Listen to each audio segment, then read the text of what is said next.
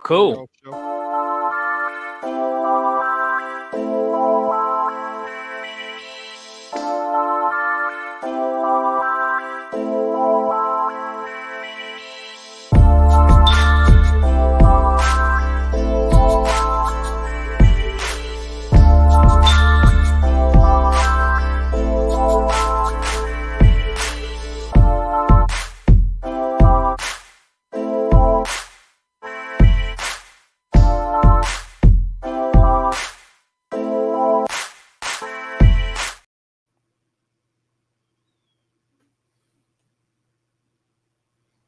Aaron, I think you're on mute, man. I'm so sorry. I did not mean to cut off y'all's conversation. My dog started barking. And so I was like, fuck. I was like, I don't want to. Yeah. I was like, blame the I want dog, bro. Don't blame the dog, bro. They were barking. I'm going to blame the dog.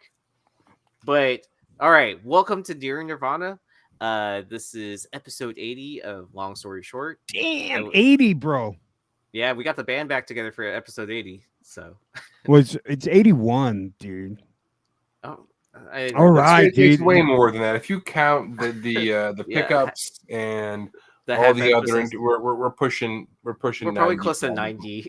Yeah. We're actually probably going to get close to episode 100 if we just numbered every episode like straight through.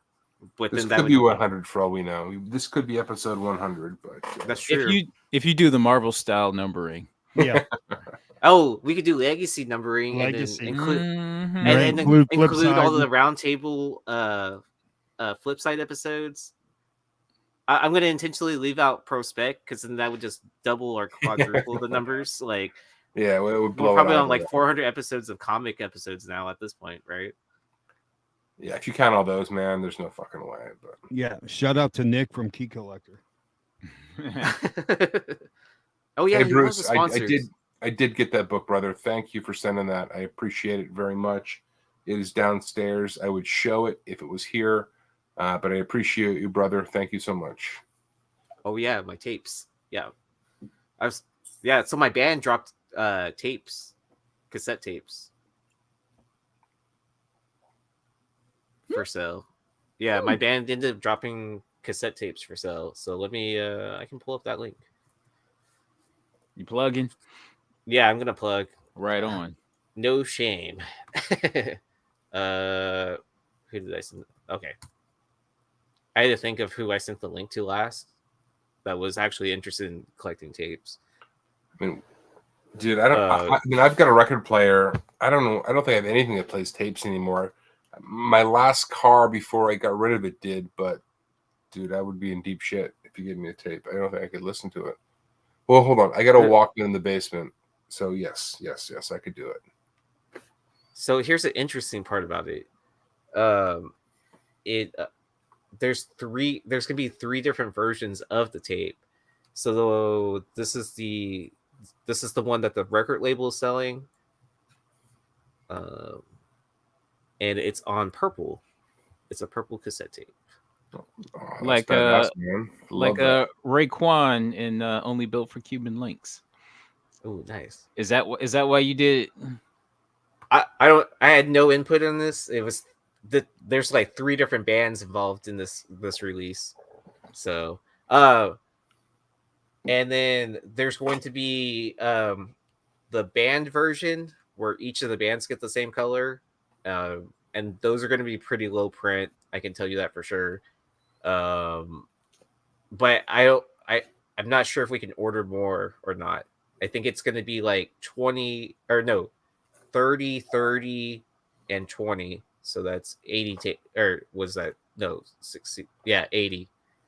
So there's going to be 80 out there of that print. And then there's a band members only version. Uh-oh. Yeah. So I'm going to have one. I'm going to try to get it graded. I'm going to see if I can get it like authenticated, saying that it's from my personal collection. Now, will the band copyright strike you if you play some of the music? I think depending on where we play it from, right? But there are links in my we got hit link tree. Did we? Oh, that's Yeah, how the show ended. Yeah. But I dropped the link in the chat if anyone's interested. But we want to thank our real sponsors over at Cover Price. So make sure you're using the code Nirvana14 for a 30-day unlimited membership for only 99 cents. And head over to Bird City Comics where you can use the code Nirvana for a 10% discount. Cover Price, the real app. Yeah, for man, Cover Price is where it's collecting at. comics. You're not using bro. Cover Price, you're doing it wrong. The real app for collecting comics. Yep. How's your- So, Everybody, let's go. Let's go. oh yeah. So here's your disclaimer. Buy all these books from our eBays. And nowhere else. if- Nowhere yeah. else. If you find that at a con, like cool, or at a shop, Buy, Probably buy, don't- buy. don't buy it. Just leave it on the shelf for someone else to find. Yeah, overpay for every book you can Yeah, find. don't you know when you tell people not to do something, they do it. Right? Don't you Yeah, tell me set- what to do. I'm gonna throw this money down a hole. Right. Yeah, Don't set tell the me- market yeah. high price, and then make sure it's on the almost 10, so you can drink more. I guess if it's a drinking game. Scream Bring it up, collusion. Yeah, drink collusion. That it was on. Long story short. So Either way, we'll probably get blamed for, I'm they surprised made no me one's buy tried- that book. Oh, someone did made an entire list of all the books. I'm trying to figure out the best way to publish that. If that should just be on like a Google Docs page that's linked on every one of our shows, or That's a lot Or of books, what? man. That is a yeah, lot of they books. already compiled the entire list. Yeah, man. Yeah, they compiled our entire Wow. list of I was super impressed. So big shout out to Hey, give me that list so I can go buy those books. Is that so? Is that your resource now, Yee? Is that my resource? Yeah. No, it's someone that saw watched all the episodes or whatever and then compiled the entire list. What they did was they added it. They made a I think they made a list in CLZ, like in its own folder, and then it automatically organizes wow. it however you Okay. want it. Yeah, so that was a pretty genius way to do it. So Oh man, I hopped on that eBay stream that DeCall was doing, and I was talking to him about it today, and I hopped on when I got home, Oh, I and it missed kept crashing on my phone. So if anybody's watching, tell them I said hi. I just couldn't make it work, man. So now I'm here. So oh man, Wow. yeah. All right. all right. Let's get into the show. All right. So we're gonna start out with a couple. So Campbell recently homaged this book and his Wolverine #1. So this is Siege #3. I don't think we ever talked about this on this show. A huge book for Campbell. Last sale on this is about $4,000. In the middle of 2023. 145 of these on the census. We're going to come back to this, but yeah, this obviously a highly sought after book. Tougher to get hands on. If you remember, the deal with these is that you had to send in DC comics with the covers torn off, I believe, in order to qualify in order to get this book. So you had to jump through some hoops. Not a lot of people did it. But Campbell recently said, you know what? I'm going to call back to this book. And if we go to the next one real quick, this is the Wolverine #1 that he also called back to. This is a huge book in its own right. Carter, I know do you still have yours? No, that thing's gone. You sold it. All right. Yeah. You sold it. Oh, did you sell it at like some ridiculous price, like within that 15K mark? I'll say I'm happy with the price. Okay. Yeah. Yeah. I mean, so- because I happen to know what you paid for it, which I'm not going to say. Oh, it's public. Chris- He was on shows, man. I'll say it. He paid $1,000 for it. It was on. He spoke about that on multiple shows. Yeah, because I remember when you bought it raw. Did Nico sell his Siege? Yeah. He sold his. Yeah, so both of those were $1,000 a piece. Yeah. I could only afford one of them, but luckily both of them came back 9/8. Wait, nice. Was that same con that he ended up buying the UF4 90? No, this was a completely different one. Okay. Completely different. Yeah, because I remember someone had found within that booth that y'all got this at the ASM 667, right? Del Auto. Yeah. Which that person got it for a steal as well, I think, right? Because I think it was only like $2,000 or $3,000 or something like that. Mm-hmm. I mean, it was raw. Yeah, it's. I mean, but for that price, it's still worth a gamble. It's not a gamble. That sounds like the greatest Comic-Con ever. There was no gamble. He could have flipped that, no question, instantly. for $2,000 easily at that point in time. Probably even at that con, he probably could have sold it for $10,000. Yeah, I mean, that book was as hot as hell. The market was screaming. Like, that was when you told me you bought that for, I was like, there's no fucking way you got that for $1,000. I could not believe it, to be honest. I remember when he said, I was shocked. Yeah, that seemed like a lot to me. It was a lot, but given what the book was going for, or even what it's going for now, like even if you held it all this time to this point, I think that's still a good flip.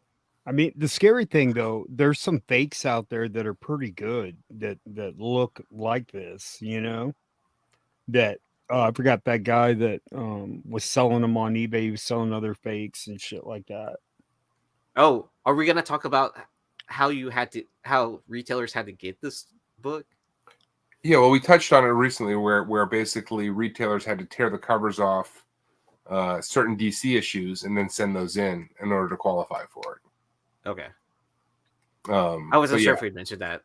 Yeah, I touched on it quickly before, but yes, this was a game that Marvel played. They haven't done that in years, but I think it's a brilliant idea. If they brought it back, I'm sure people would participate. Oh, speaking of sending in coupons, have you gotten your insistence? No, man. I was just thinking about that today. I didn't want to ask you guys. I'm gonna ask Stein for our monthly report on, because he sends Torpedo a monthly email asking about it. But didn't he? The last time I heard him, I thought they were targeting summer.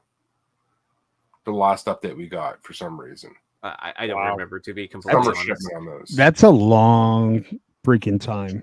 Yeah, man. I'm sure I'm gonna get 5 fucking Frank Millers, so don't get me going. Yeah. I'm going to be on every podcast complaining about that.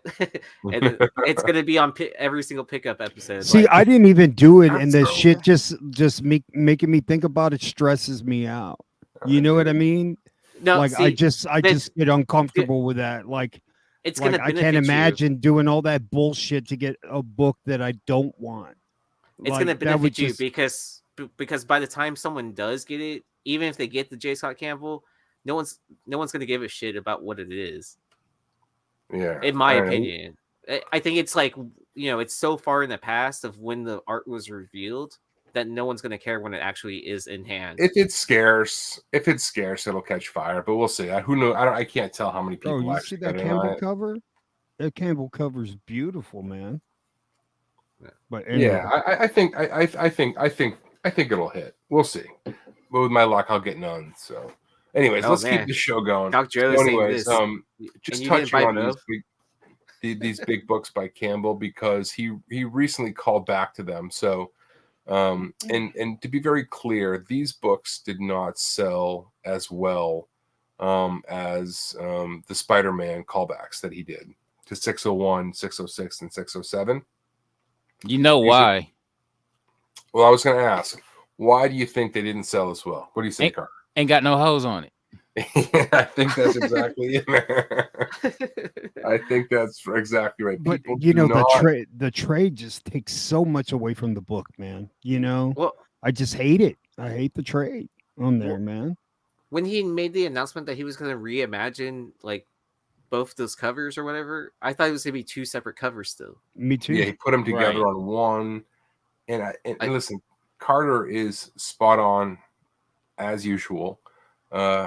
People buy Campbell for the ladies. Let's be perfectly honest. And like, I don't know, this doesn't really pop. There's nothing wrong with this per se. And if you look on his IG, he actually like traced the original drawings to get the positioning correct, right? To homage them. And then he filled it all in by hand. But I don't think anybody gives a shit. I just don't think anybody. You know what he should have did? He should have drawn like a likeness of Hugh Jackman and Ryan Reynolds without their masks on. Well, he drew them without their pants on. If you go to the next one. Oh yeah. I mean, this didn't seem to hit either, right? I mean, Oh so man, this is it didn't sell in yeah. 5 minutes. You mean it took like it ended up taking like what 3 hours, 5 hours, or something like that? these didn't sell out at all. They're still available. Like Yeah. Oh Yeah. really?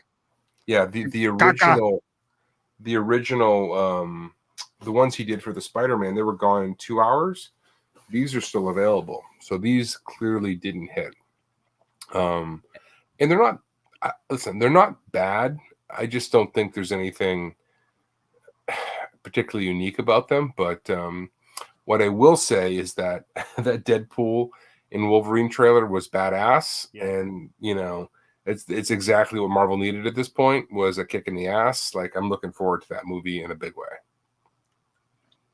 And if you are purchasing over at J. Scott Campbell's store, make sure to use the code Red Hood Comic without the S, and you'll get a discount, I think.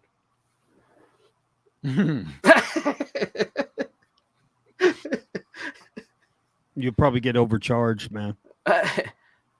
Well, you can call their customer service line and then ask for the extra tape. Yes, you can ask for the tape. Yeah. I cannot believe that person actually had a long conversation with me as why I couldn't have that tape. So my question is this: did he get it right? Is Wolfie more likely to wear the tighty whities versus Deadpool with the boxers, or should it be vice versa? Let me ask you. I'm thinking Wolverine would, because damn, I remember the X-Men pool party back in '91, and Wolverine, he was rocking like the cutoff jean shorts, but they were like really short. So I would think because he's like old. there you go, full commando, bro. I mean, he's ancient, really. I mean, Yeah, so he's like centuries old, right? yeah, he'd go with the tighty whities. I'm thinking. all right. So Campbell got it right. How old do you think they are, though? What, the tighty whities? Yeah. I'm sure those are new, but he's been rocking those for since the introduction of Whitey Tighties. Yeah. Now, if you could get Hugh Jackman and Ryan Reynolds to sign this, then it'd probably go for somebody probably would pay for it. Exactly. Oh, big time, dude. Yeah, no question. Has Ryan Reynolds done a signing for like comics or anything like that? I don't think he has. I know Hugh Jackman has. I mean, the fact that there's no photo variant for Deadpool, it's coming. Kind of amazing, right? It's coming. It's on FOC right now. All right, real quick. Shout out to Lord Tatman's Comics for the $5 super chat. Thank you, Lord Let's Tatman. go. Not necessary, but much appreciated. Thank you so much.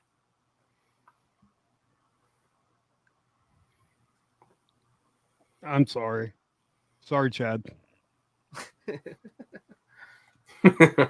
Ever since the Biggie line, red boxers so my dick can breathe, I switched up.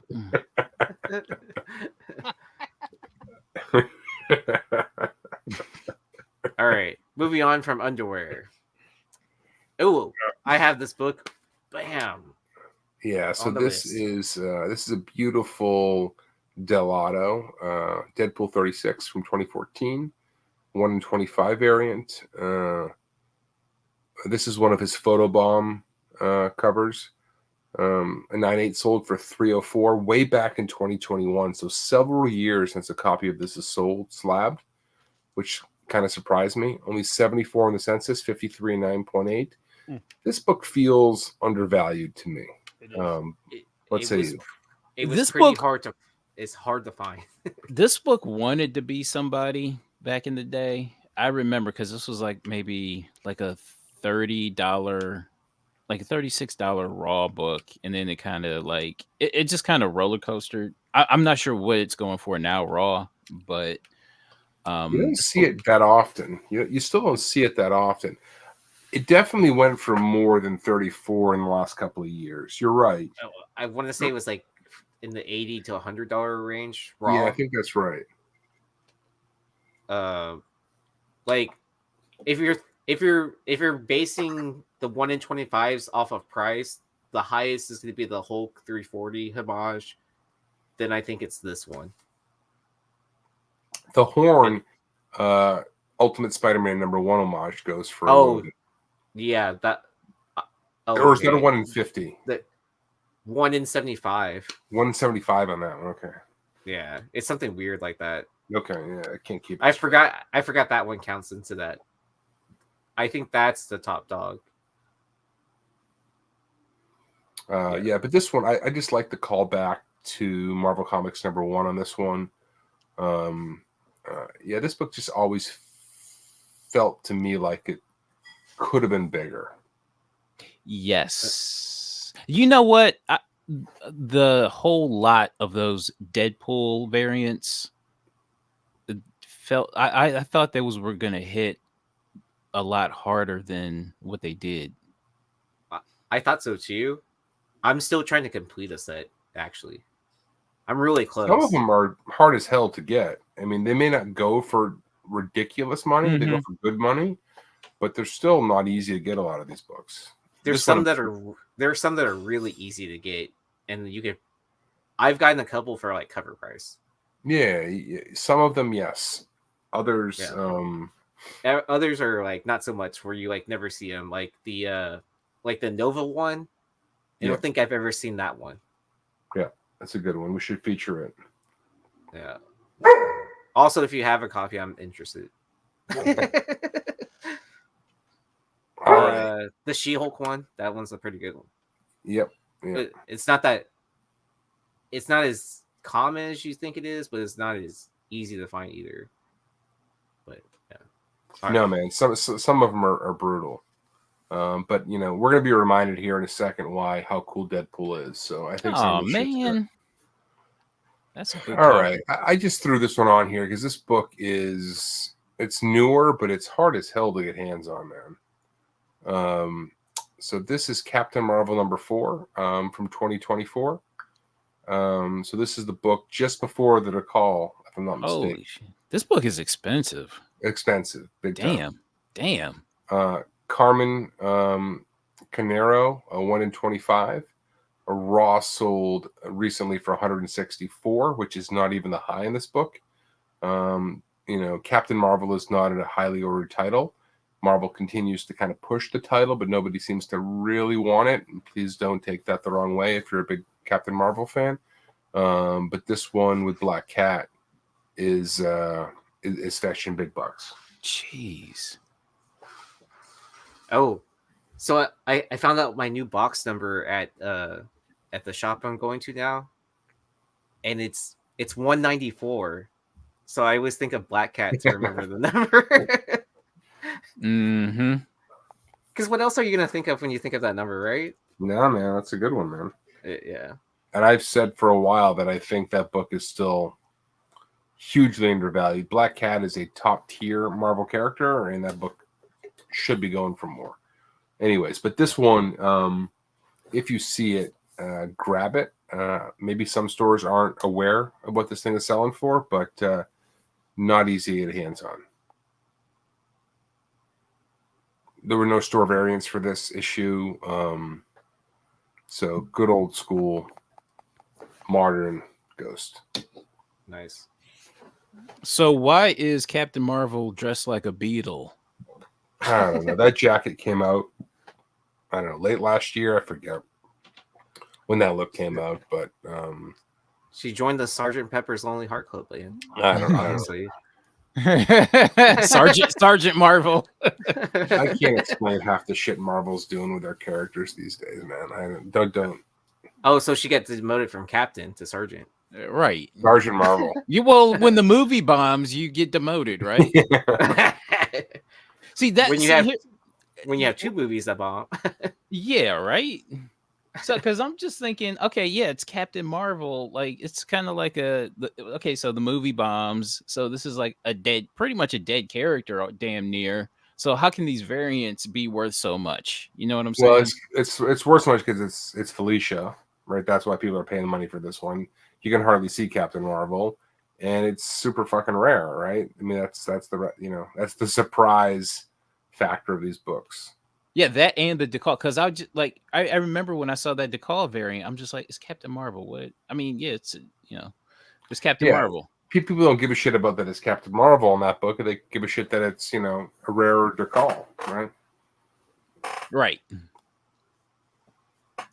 Yeah. So Marvel's trying to make Captain Marvel happen, but it's just not relevant. Would that be not taking? Just not taking. Well, at least the variants are going for something. Well, because they're so underordered, right? So. Right. All right. What do we have next? All right. So I was telling Carter about this book on a Sunday night for Hot Box Alert. If you're not watching it, make sure you check it out. So if anybody's seen me in the past, I would say that my oldest son used to come to shows with me, and he always collected Sonic comics, and I've got a box of them. And I was going through them the other day, and I came across this one. I'm like, "What is this, man?" So this is Greg Horn doing Sonic, and I'm thinking there's no way he traced this. So I just thought I'd throw it on the show tonight. Pretty cool. You got the heart. I don't have a Mac, so it's not going to send the hearts up. But yeah, I just thought it was a cool book, fun, and worth just mentioning. Right. Oh, dang. All of these Sonic books are tough as hell to get. I will say this. When my son was into them, we would go to huge cons, and I would be lucky to find a dealer who had anything, like one. If we found one with anything, it was a win. So all of these books are tough, and they're usually well read. I can celebrate. I can finally say I was beating Vaughn on the show at one point in time. But we're tied now, and he'll probably end up beating me throughout this. So Horn did a few others. There's a Sonic. I forget who. Probably Tails. Horn did a few of these. So if you're a Horn fan, these are worth keeping an eye open for. I don't know if they go for a whole heck of a lot, but I do know that these books were super low printed. 5K less is the estimates on these books. Igor, join the Greg Horn Facebook group and then ask people in there if they have it. It's on eBay. Oh, is it? Hey Bruce, no, I gave him that Sonic brother. I gave that to him, and he was very happy. Thank you, man. I do appreciate that. Let's see. But yeah, so Igor, go beat Joe. So he laughs at me. He was like, he doesn't give a shit about the quality. He's like, you're just meant to read these things. So his books he's read them 100 times. He's kicked it, which is great, but he's kicked the shit out of all of them. He just laughs at high grade comics. So. Adam, it's Sonic the Hedgehog number 240 with Amy on the cover making a heart sign. And I'm shooting out my hearts. Boom. Carter, where are your hearts, man? You have a Mac, right, don't you, man? I have a Mac. I don't know why I got a Mac. What's going on here? How do you get it to shoot out hearts, Aaron? Oh, okay. So on your top menu button, do you see that? Okay, do you see where it has the camera? Like it's like green. Yeah. Okay, click on the camera, and if you look at the bottom, there's something that's called reactions. You can click on the side arrow, and then you can push the buttons there manually. If it's not green, it's not on or whatever, or something like that. Okay, Yeah. if I fool around with this thing, I'm gonna kick myself out. So I'll leave it alone. We'll mess around with it after the show. Okay. All right, let's keep the show going. All right, Carter, this one's all you, man. Bro, I don't know a damn thing. I bet you know more about this. Even though this is my pick, I bet you know more about this than I do. So this is what US Magazine number 36. So yeah, it's a foreign magazine featuring the Joker. I like when I saw it, I was just like I could have swore we talked about this before on Long Story Short. I could have swore. No, we talked about Baldwin on a different magazine, but it wasn't this one. Mm. It was probably the UK version because I think Josh has that one. So what this was printed in France, and in each issue they reprinted an issue of The Killing Joke. So this came out one at a time, but and then Baldwin did all the covers for it. So just after they came out in the US, but a highly collectible book, really cool Joker cover. I couldn't find any census data on this. It was a little tricky. Absolutely these not. foreigns, but a really, really cool book for sure. I'm kind of floored, but okay, so what if this was the cover of The Killing Joke? The actual proper cover. I mean, I don't think it would have been. This might be better. I know people are going to get pissed off because the other one's so iconic. And yeah, I was going to say this is pretty damn good, man.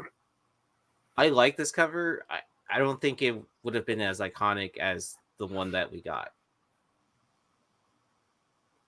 I hear you. I totally understand. Yeah. But yeah, I don't know. I mean, I think it's become iconic. This would have been a cool as a back cover. With the card in the face, and a little poster or some shit like that. Yeah. Or even on the if they moved the card over and then fit the whole drawing in it. I like this because it's so this is from 88 and it looks like years ahead of its time. But as far as the colors go, at the very least. Yeah, it's really good looking. I like it a lot.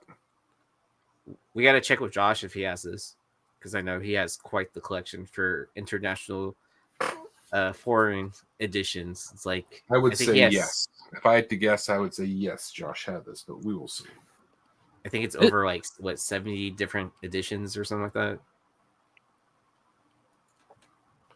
It is a legendary comic book by every objectable measure. All right, what do we got next on the show? So I kind of forgot about this book, Monsters Unleashed #2. This is a 1 in 100 by Art Adams. Sold late last year for $258. The first sale of this book back in the day went for $1,500, like right out of the gate. Woo! Right out of the gate. 39 in the census, 34.98. So most of these are 98. But I love me some Art Adams. But yeah, this book is one that's kind of come and gone. It's available for not crazy prices. Maybe it's worth grabbing if you're an Art Adams completionist. But yeah, I kind of forgot about this one. I'd never seen this cover before. Really? Never. Yeah, didn't even know it existed. I mean, so this is the same Monsters Unleashed run where all of the Ji-Hung Lee covers were. So the Elsa. Oh, the connecting 1 in 25s. Yes. Yeah. And those are already hard enough to find. Those are hard as hell to find, right? So yeah. So this doesn't exist at all, right? in theory, yes.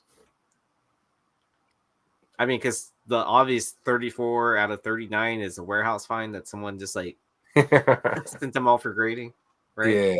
Yeah. Nobody was ordering 100 copies of this book. That's for sure. Yeah, But or 258 if they is still did, not bad. or if they did, they're sitting on all those 1 in 25s, and that's who you're buying the 1 in 25s from. The 1 in 25s rarely show up because I look for them regularly. I've got them all, but it took me years to collect them. But this one should be a hell of a lot harder to find. But anyways, yeah, I mean, I've taken a pause on trying to find all the Deadpool photobomb variants. Oh, that Black Widow one goes for a decent amount too, but I think we've talked about that one. Yeah, that's a good book. All right. I don't think we've spoken about this book before. We've spoken about this series, but I don't believe this book. This is Tales from the Crypt number 12. This is a Steve Mannion cover. Mannion's is kind of blown up a little bit recently. These are all really tough to find. We had spoken about issue number 10, maybe. I forget. One of them with the girl on the beach. This is from Paper Cuts back in 2007. So these are very difficult to find, but definitely worth grabbing if you see them out there somewhere. They can go for big money. It looks like it. I don't think I ever run into these out in the wild. So these Paper Cuts was not producing these in high numbers. I don't know what they were. I would guess 4 or 5K probably tops on these. Oh, okay. But the one of the girl on the beach that we've talked about very early on the show is probably the must-have. But Manny did a few covers, so if you see them, grab them for sure. Oh, so these are the reprints of Golden Age stuff. Inside, yes, I believe it's the Golden Age. Yes, the Golden Age stuff. But with that's kind of cool. Yeah, I'm looking up the all the Tales from the Crypt Paper Cuts stuff. Wow. Okay. Carter's like, I know where to find those. You know what? I've never seen these before. Like even I never even noticed them at a store. Well, hold on. I'm gonna go off camera. Because this is sitting on where I believe my copy is. Give me 1 second. Yeah, I'm seeing the one with the girl on the beach. Yeah, I've got it here. I can show it. Yeah, that one's crazy. Is that like then? Is it like a Coppertone homage then on the beach? Almost. No, not really. Okay. I've got it here. So I thought I had it right here. I could show it, but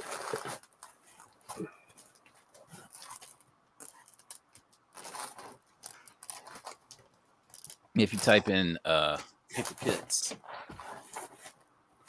If I type in Paper Cuts, I found it. All right. This is the one. Sorry, I had to turn my camera off for a second there. This is the one. Oh, I want to put you on the big screen.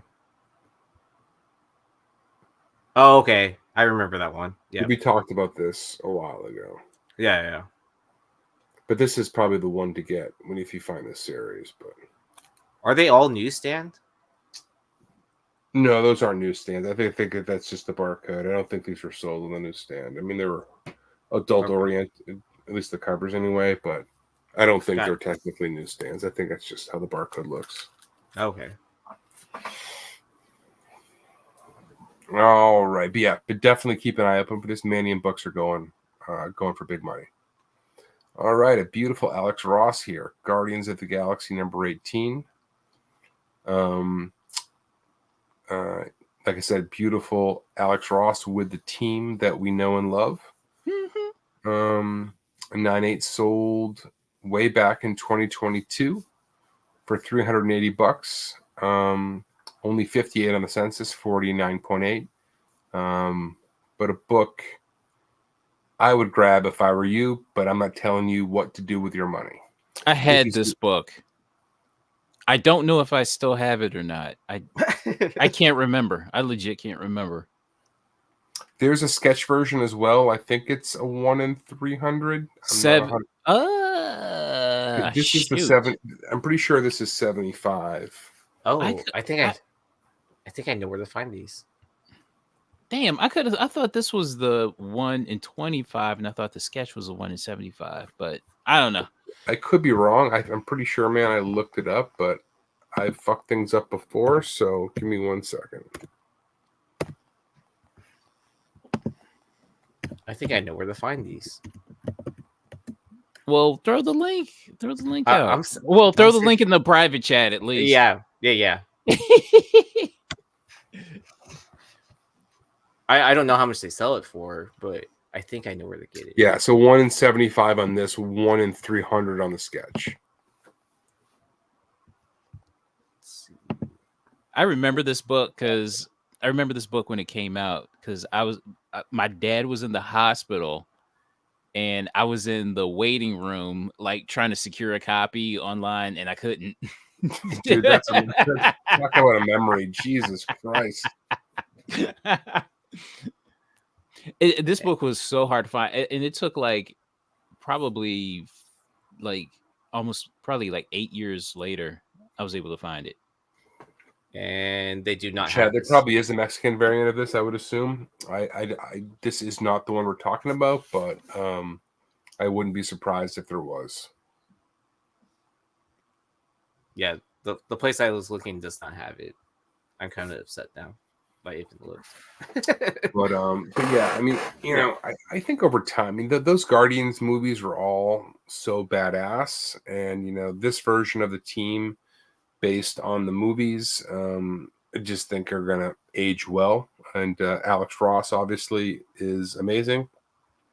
So I don't know, probably worth keeping your eye open for this book if you can find it for a nice price. Yeah. Because he did the whole set at the 75th, right? For different titles. Yeah, he was all over the place on these books. Yes. Yeah. All right. What did I lie about? Oh, where I thought I knew where to find it. I think I can find some of the other covers. All right. So Mercado was talked about a lot last week for. Was that a Captain Marvel title that book was hot last week? It was on the Hot 10, Aaron. I think it was a Captain Marvel comic. Miguel Mardo, amazing artist, in my opinion. This book doesn't go for a lot, but it is a stunning Storm cover. I love Storm, and just wanted to throw it on there. Like, this doesn't, you can find this for less than $10, I'm pretty sure. But just a good looking book from an artist who I think is phenomenal. Oh, the Captain Marvel #7. Miguel. Yeah, that was the one that was hot last week, right? Correct. And it was selling, it's a 1 in 25 that was selling for 35. I don't know what it's selling for this week. Yeah, I didn't think that book was that great. And when I saw it, I was like, you know what? This book's a hell of a lot better, and nobody's talking about it. Let's see. Let me see. I don't remember if I liked it or not liked it. It was fine. It wasn't bad. I just don't think it. I don't think it was like his best stuff. I remember what I liked about it. I liked the background. It wasn't a bad book, but I just he's phenomenal, honestly, and that book was just okay. It wasn't phenomenal. The Fourth, about the Fourth. I don't know what that is. Okay, I'm on the list. Yeah, but this book isn't. To be clear, this book isn't. I'm not saying this book is rare. I'm not saying anything other than it's like a beautiful Storm cover that didn't seem to get the respect it deserved. Mm-hmm. Oh, what's it going for? $10 raw. Oh, nothing wow. For 1 in 25, 15, something like that. You can find this thing respectable price. Wow, this is a Joe rule. Pick it up because it looks expensive. Yes. It does. It looks worth. Yeah. All right. Dark Shaman number 4. This is a shout out to Cody's Collectible Comics on Instagram. He's the one that mentioned this to me. This is a Franchesco cover D. He said that he thought this was better than the book that Carter suggested a little while ago. It was like the Marilyn Monroe book by Franchesco for Godsend or God something. I think this is very good. I would say this gives me Milo Manera vibes. Anybody agree, disagree? Yeah, that face, the Right? sex doll face. Yes. Couldn't agree more. That's exactly what I thought. But yeah, a cool book to find. Not plentiful, but can be found at good prices. And we always appreciate viewers who want to submit books. So goes for anybody watching tonight. Anything you want us to talk about, hit me up, hit Carter up, hit Aaron up, whomever, Joe, and we'll find a way to get it on the show if we think it makes sense. Yeah.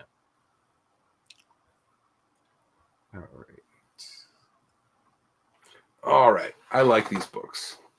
Sky Gal number 1. This is a Brad Gorby cover. But what the buy here is that the internal art is all Matt Baker.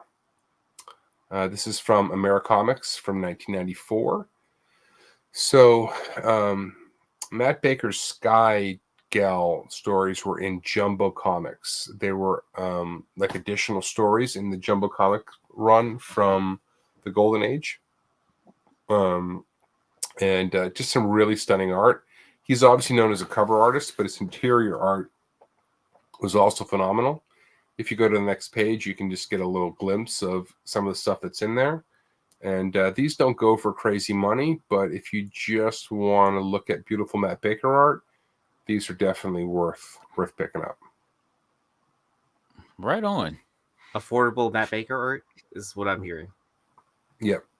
He didn't do the covers. I think there's 3 in the series, and he didn't do the covers for any of them, but the interior art's all him.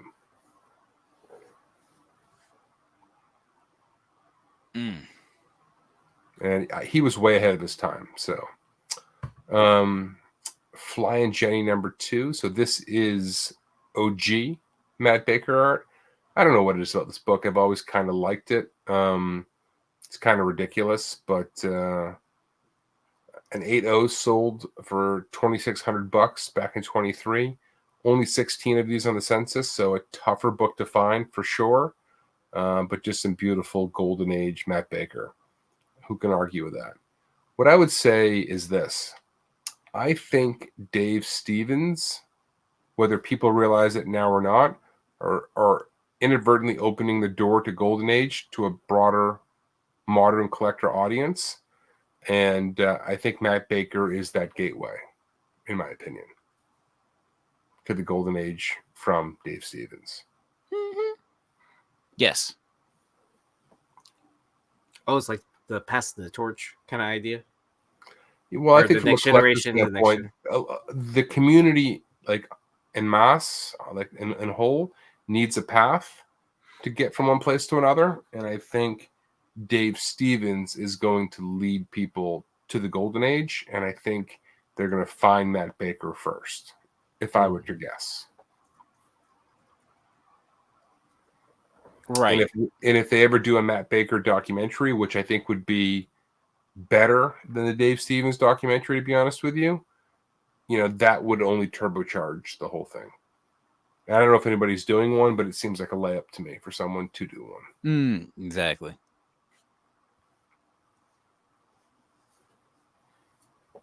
All right. So there's been talk lately about, harder to find Michael Turner books. So we'll just touch on one.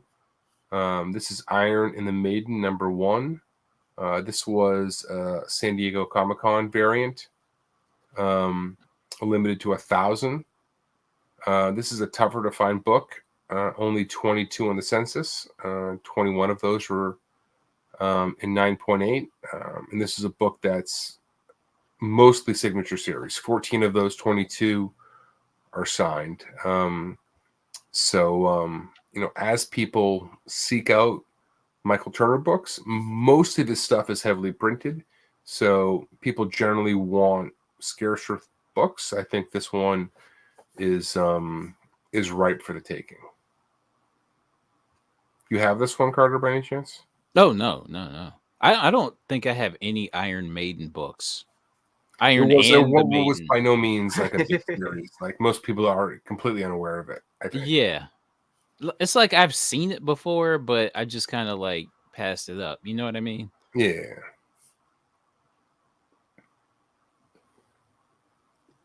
Yeah. I mean, I like Turner sketch stuff. His line work was great. And in my opinion, this is the kind of stuff that's likely to be gobbled up as people seek out Turner. Oh, yeah. We're going to become the pumpers of Golden Age books. You know, just saying. I know, right? We're part we're part of the cartel, the cabal. Yeah. So if you didn't know, we got inducted into the Heritage Comic Illuminati at the last official meeting. Mm-hmm. So we had to draw blood and everything. Draw blood. Yeah. We had to do. But we're guaranteed 9 9s now every time we submit books. 9 9s in perpetuity. It was worth it. Submit to CGC now. All right. Another sketchbook that feels super undervalued to me. This can be found on eBay for reasonable prices, but this was an RRP. Deviate Gods and Monsters #1. Beautiful Jim Lee art. A 9.8 sold for this a couple years ago for $40. Not a high census count on these, 6, but all of these RRP books are typically, pretty limited. And this one is out there, and it just seems to me like it should be going for more than it is. I mean, Jim Lee pencils are, nice. I have this book. You do? Yeah, Oh, I paid $3 for it. It doesn't go. You can't get it for that on eBay, but people are asking like $30 for it, which still feels fair given what this book is. Yeah, well, I'm a homer for like raw pencil, like true raw pencils, especially Jim Lee. Yeah. With the shading and everything. Yeah. And not just like a weird sketch outline, basically. Right. Well, sometimes also they'll just make a black and white version and call it a sketch. You know what I mean? Right. This is a sketch. Yes. But yeah, just a book that I don't know, feels like it deserves a little bit more love. Deviate isn't a huge property. There's no hugely collectible characters, which is probably keeping this book down. Exactly. But Jim Lee ain't no joke. So, you know why it doesn't sell for very much? Because it's right there on the cover, not for sale. Hey, yes, you can't buy this. He's like, oh, it says I can't buy it, so Yep. I'm just gonna walk away. It's illegal if you purchase it with any amount of money. Right? Yeah, it's there, but you can't buy it. I can see it, I just can't buy it. So, oh man, we need to do a show of all not for sale books, and it's just like Marvel Legends, Free Comic Book Day. Yeah, that'd be fun, man. There's lots of them. Yeah. All right, what else do we got? Trigger Girl 6, Justice #1. This was an Adam Hughes Kickstarter. We've covered Kickstarter books in the past. I think it's a nice Adam Hughes cover. 26 on the census, only 8 in 9.8, but there are 12 in 9.9 and 4 10.0s. So take that for what it's worth. That doesn't change the fact that I think it's a pretty stunning cover. When did this come out? So I grabbed this when it came out. It's a couple years old at this point, I think, or at least a year old at this point. I've lost track. I mean, when I backed the Kickstarter, it was probably 2022, but I've lost track. If anybody in the chat knows, let me know. Just a 9.8, right? We've reached the point, Dan, where 9.8s are, the 9.6 of the hobby. Like, oh, just a 9.8. I got a 9.8. Womp womp. Wow. And then Kreider, I need to know which book you need to send in. This Trigger Girl 6. What grade is yours? Ben? Mine? Yeah. I mean, I didn't grade mine, so Well, what do you think? Eyeballing it. It should be a 9.8, but CGC try. Here's the thing with listen, I'm not. You don't know what's going on with CGC, with no bullshit. They were purchased by private equity at the peak of the comic book bubble. They're not making as much money as they were then. They can't have that. So they have forced their hands to create additional revenue. So if they're issuing more 9.9s and 10.0s, people are going to resubmit. And there's also bump up fees, right, for books based on value. So this whole fucking thing is just for them to drive additional revenue. They will eventually, like most private equity companies, go fucking bankrupt. And I'm not saying that because I don't like CGC. I'm just saying that's the fucking course of what's going to go on with this company. And what's going on right now is they're being forced to generate more revenue, whether it's through their signature series or other means. And if they can get people to resubmit books to hope to get bumped up to a 9.9, they're going to do that. So that is what's going on with these guys right now. They need to show revenue growth, and it's very, very difficult. They can't do it by raising prices because there's a ceiling to what people are willing to do. So how else do they do it? Well, we're going to do it this way. If we continue to offer up more 9.9s, people are going to resubmit their books. They're going to submit more books, and hopefully, that's going to drive revenue growth. So it's not going to end well. But so they're basically not making back their investment. The private equity company who bought them, because keep in mind, when they stepped in, this was right during the COVID peak, when people were that they bought them when there was a year backlog on getting your books back from CGC, and nobody's submitting at that rate anymore. Nobody, unless you're a dealer that's already. Well, the dealers might be, but in aggregate, there's no backlog, right? I mean, you can get your books back relatively quickly. Oh yeah. So it's going to be hard for them to make money on that investment. So, anyways, all right. So this is EverQuest. This is from Tony Fix, Blue Green Artifacts, our boy. So this is a Will Spartaccio cover. If you recall, there's a Jim Lee cover as well from this, era of EverQuest.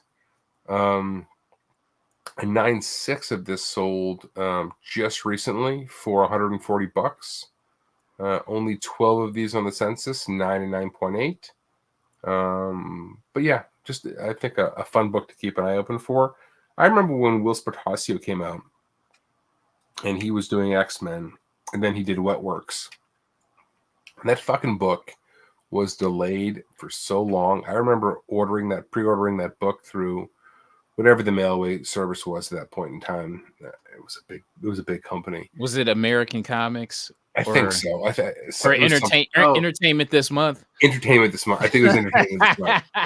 Entertainment this month. And that's in every goddamn week I'd go to the mailbox and it would not be there. I waited for Wetworks for fucking ever. I was so pissed off.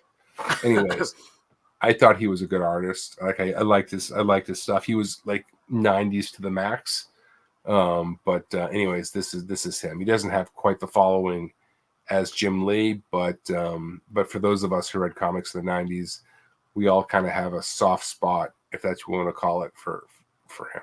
Do you remember his Punisher run? Yes. My God, that's what introduced me to him, was through that Punisher run, and my God, that was such great art. And he looks a lot like the way Will Spartaccio drew the Punisher. He made him look like Dolph Lundgren. Yeah, but before Dolph Lundgren, you know what I mean? Yeah, I know exactly. That was I still have. So he drew him into existence, is what you're saying? Exactly.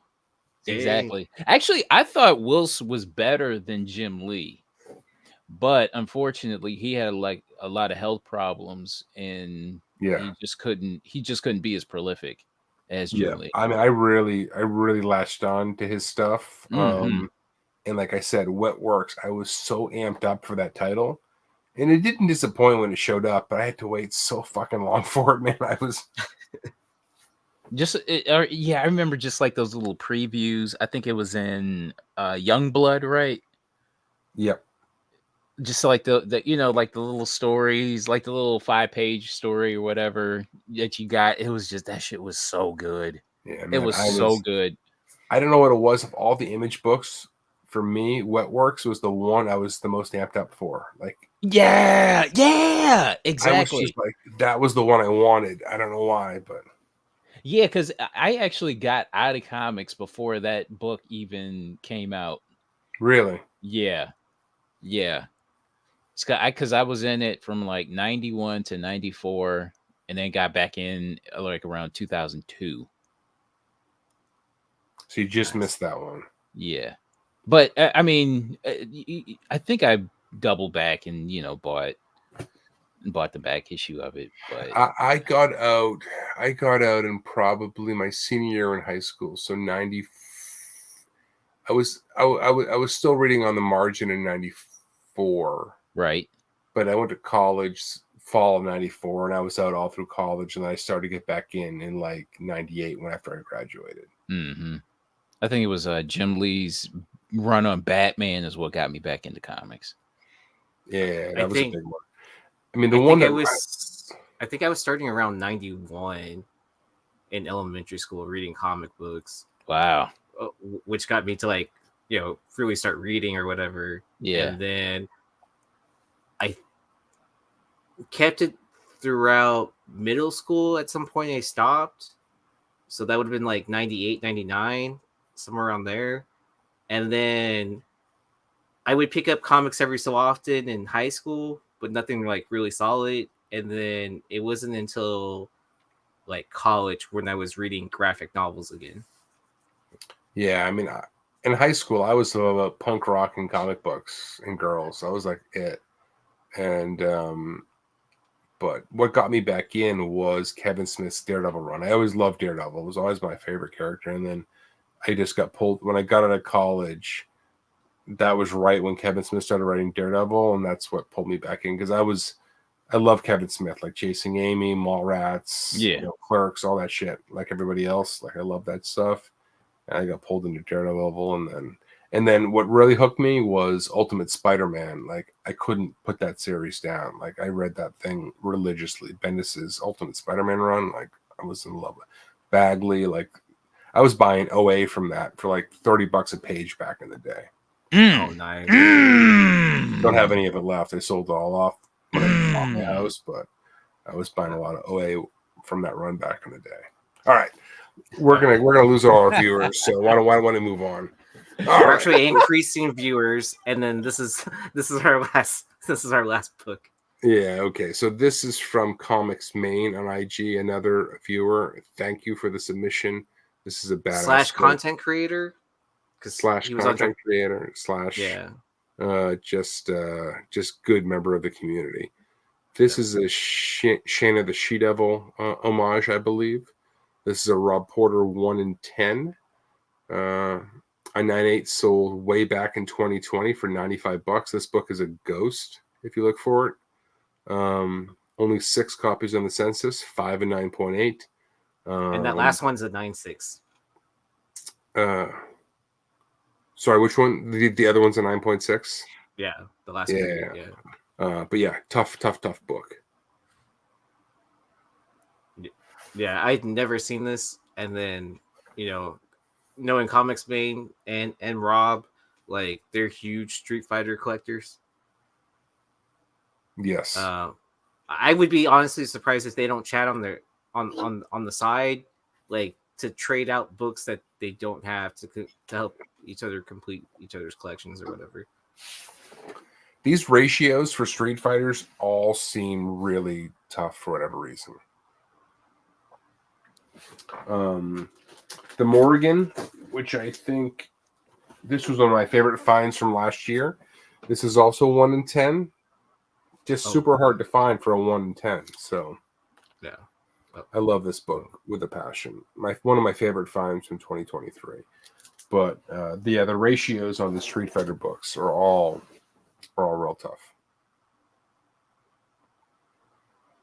I've never seen this one, but I want one. Yeah. All right. Is that a little white dog in the corner? Yeah, it's a puppy down there, I think. It looks like a cat. Is that a cat or a dog? I think so. It looks like a cat. Or a dad. Oh, I see that black cat next to her feet. Isn't that a cat over her left shoulder too, near her hair there? Yeah, it's a bunch of cats. Yeah. Okay, so it's a bunch of wild cats. Speaking of a cat, I don't know if you can see Sylvester. She's right there. Let's get her. I can't see her, but you should. Wait, I'm gonna put you on the big screen. You see her? Like, oh yeah, there she is. Yeah. You can see like her ear right there. She's kind of moving, but she's just hanging out. Wait, so I have to ask, because I used to have a cat. Does your cat love cardboard boxes? Used to.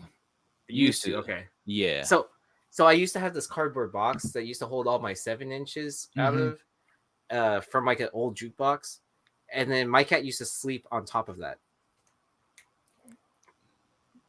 Yeah, that sounds normal. Yeah. All right. Is that the show? That's all we got for tonight. Thank you for watching. Ooh. And we're a little over an hour. I'm not sure when the next Nearing Nirvana Friday night show is. I might have something planned in the somewhat near future. We'll see if that works out. Anyways, make sure you're liked and subscribed to the channel. But make sure to check out Saturday for Saturday Morning Toy Box. Monday is for cover lovers. Tuesday is the show that started it all with comic book women. Wednesday is This Week in Geek. Thursday, and then you're back here with us on Thursdays. I should probably update this. Anyways, thank you again to our sponsors over at Cover Price. Make sure you're using the code Nirvana14 for a 30-day unlimited membership for only 99 cents. If you're at C2E2, say what's up to Bird City Comics. They are out there. Let me see if I can find their booth number. Give me a second. They're right next to CGC, they said. Oh, yeah. So you can't miss them if they're right next to CGC. And they are at booth 1316. And if you haven't seen what they have, they are doing homages to the Batman Batgirl 23 Middleton. They have a foil edition, but make sure you also check out the Jenny Frizen. I think C2E2 is like her home show or whatever, or it's close to her home. There's a Chew too, I think they did for this, right? Yes. Where is that? Yeah, if you go to that one. Yeah. And then they also have their Night of the Living Dead Feral Cats homage. Here's the thing about this, right? Frizen's great, Chew's great, but like this is another book that's very difficult to homage. Like Milton nailed this, and it's just hard to replicate like what he produced with this book. With the Night of the Living Dead? No. The Batgirl. The Batgirl. The middle thing, yeah. Okay. I like how they did it. Instead of having the same Batgirl costume, they did it throughout the ages. Different eras, yeah. Yeah. That's pretty cool. Yeah. And then Jersey to the Bay is sending us a reminder that Bird City is at the CGC/Shortboxed event on May the 5th. Revenge of the 5th. All right. I get it. What? Oh, Revenge of the 5th? Yeah, May the 4th be with you and Revenge of the 5th. Yeah. And I guess it's the Return of the 6th, right? Okay. Now you're pushing it. Now I'm pushing it. All right. Joe had to dip out earlier tonight, but him and I will be on the Hot 10 tomorrow night. the OG Hot 10 on the House of Stein. So make sure to check us out there. Joe and Ben are competing to see who can have the best blow books. So I submitted mine a while ago, so it was bad, but I think they moved on from it. So I'm not expecting that to make the show. But Carter and I will be on his show on Sunday. Hot book alert live. Nice. And Joe's been joining us for that as well. I think he said he was good for Sunday. So yeah, that's a lot of fun. We go through a lot of Golden Age stuff. If that's not your thing, that's fine. But yeah, we have a good time. It's a nice hodgepodge. Nice. Oh, and is on. What is up? Hey, what's up, guys? You're live on I know. your channel. So we're in Chicago at C2E2. We're hanging out. Oh, dang. nice. Hello. Oh, Whoa, there's whoa. Sarah. Dang, there's everyone. Wow, the Nearing Nerdvana crew, man. Like, Yeah, we live. got the Nearing Nerdvana family here. A couple other cool people hanging out. So is this the Well, most man, have a people we've drink ever for me. had on stream? Is that Namesh? Yeah, Dang. Namesh is here. Namesh is here. I've met him before. We got Oh, that's Kevin from Kevin Shortbox from here. Shortbox. All right, I'm done crashing your party. I saw my shout out. Wow, it's great to see All right, you, man. well, you caught us that right at the end. All right, peace. I'm done. Peace. All right, take it easy. All right. Bye. All right.